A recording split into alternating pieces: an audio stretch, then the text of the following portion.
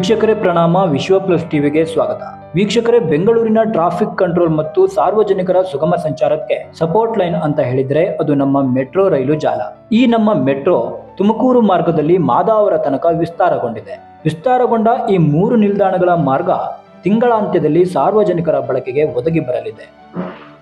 ನಮ್ಮ ಬೆಂಗಳೂರು ಮೆಟ್ರೋ ಸುರಕ್ಷಾ ಆಯುಕ್ತರು ನಾಗಸಂದ್ರ ಟು ಮಾದಾವರವರೆಗೆ ವಾಣಿಜ್ಯ ಸಂಚಾರಕ್ಕೆ ಈಗಾಗಲೇ ಒಪ್ಪಿಗೆ ಸೂಚಿಸಿದ್ದಾರೆ. ಬಾಕಿ ಇರುವುದು ರಾಜ್ಯ ಹಾಗೂ ಕೇಂದ್ರ ಸರ್ಕಾರಗಳು ಈ ಮಾರ್ಗದ ಚಾಲನೆಗೆ ಗ್ರೀನ್ ಸಿಗ್ನಲ್ ಕೊಡಬೇಕಾದಂತಹ ಕೆಲಸ.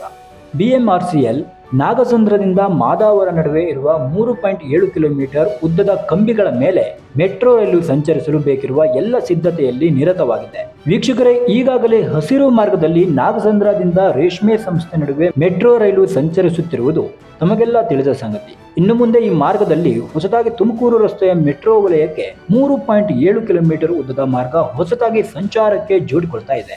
ಈ ಮಾರ್ಗದಲ್ಲಿ ಕಾಮಗಾರಿ ಪೂರ್ಣಗೊಂಡ ಬಳಿಕ ಈಗಾಗಲೇ ಪ್ರಾಯೋಗಿಕ ಸಂಚಾರ ಯಶಸ್ವಿಯಾಗಿ ಪೂರ್ಣಗೊಳಿಸಿರುವ BMRCL ರೈಲು ಸುರಕ್ಷಾ ಆಯುಕ್ತರು ಖುದ್ದು ಈ ಮಾರ್ಗವನ್ನು ಪರಿಶೀಲಿಸಿ ವಾಣಿಜ್ಯ ಸಂಚಾರಕ್ಕೆ ಒಪ್ಪಿಗೆಯನ್ನ ಸೂಚಿಸಿದ್ದಾರೆ.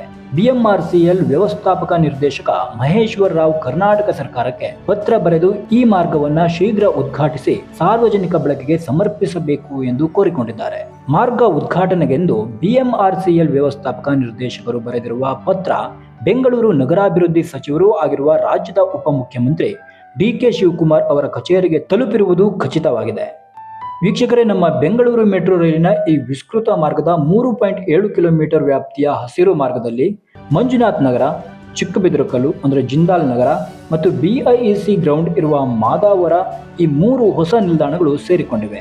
3 ರೈಲು ನಿಲ್ದಾಣದಲ್ಲಿ ಮೆಟ್ರೋ ರೈಲು ಸಂಚಾರ ಆರಂಭವಾದ ನಂತರ ತುಮಕೂರು ರಸ್ತೆಯಿಂದ ಸಿಟಿ ತಲುಪುವ ಜನರಿಗೆ ಟ್ರಾಫಿಕ್ ಕಿರಿಕಿರಿಯಿಂದ ಮತ್ತಷ್ಟು ಮುಕ್ತಿ ಸಿಗಲಿದೆ.